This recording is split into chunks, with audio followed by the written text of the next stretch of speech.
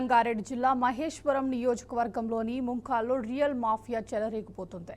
Vertex developers పేరుతో సుమారు 350 ఎకరాల్లో వెంచర్లు చేస్తుండగా చెరువు సిక్కం అల్సైంట్ ఎయిర్పోర్ట్ అథారిటీ భూములను సైతం కలిపేసుకుని దర్జాగా దందాను కొనసాగిస్తున్నారు. హెచ్ఎండిఏ రేరా శాతం గుడ్డిగా అనుమతులను ఇవ్వటం విస్మయం గొలుపుతున్నది. రియల్ మాఫియా భూదాహంపై ఫిర్యాదులు చేసినా పట్టనట్లుగా అన్ని శాఖలు వ్యవహరిస్తున్నాయి.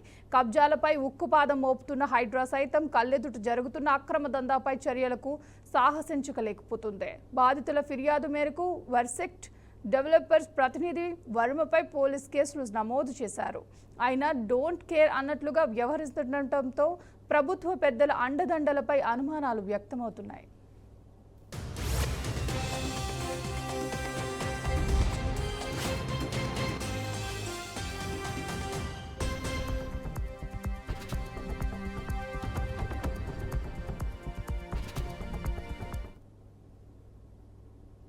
భూమి లేని నిరుపేద దళిత రైతులకు 2008 సంవత్సరంలో అప్పటి ప్రభుత్వం ముంఖాన్లోని సర్వే నెంబర్ 68, 70, 71, 73, 85, 86లలో సుమారు 25.03 ఎకరాల భూమిని అసైన్ చేసి పంపిణీ చేసింది. వర్టెక్స్ డెవలపర్స్ చేస్తున్న 7 వెంచర్ల పరిధిలోనే ఈ అసైన్డ్ భూములు ఉన్నాయి. వాటిని విక్రయించుకునే వెసులుబాటు లేకపోవడంతో ఆయా రైతుల నిస్సహాయతను ఆసరాగా చేసుకుని వర్టెక్స్ కంపెనీ కొందరు రైతులతో అనాధికారిక ఒప్పందం చేసుకుంది.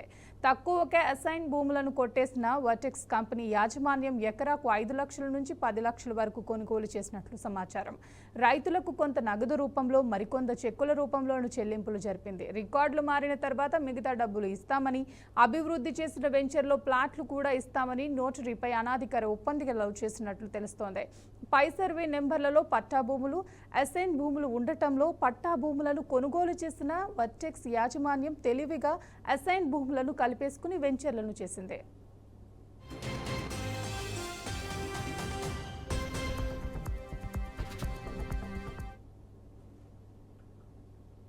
వర్టెక్స్ కంపెనీ గొలుసుకట్టు చెరువుల గొంతు సైతం నులిమేసింది. సూరం చెరువు, కొత్తకుంటలకు సంబంధించిన FTL బఫర్ జోన్ భూముల్లో మట్టిని కొట్టి వెంచర్లో కలిపేసుకుంది. సూరం చెరువు సర్వే నెంబర్ 139, 140లలో 60.33 ఎకరాల్లో విస్తరించి ఉంది. దీనికి చెరువులోనే కొత్తకుంట సర్వే నెంబర్ 776లో ఉన్నది. HMDA మాస్టర్ ప్లాన్ ప్రకారం 10 ఎకరాల్లో ఉంటుందని స్థానిక రైతులు పేర్కొంటుండగా నీటిపారుదల శాఖ అధికారులు మాత్రం 8 ఎకరాల్లో ఉంటుందని చెబుతున్నారు.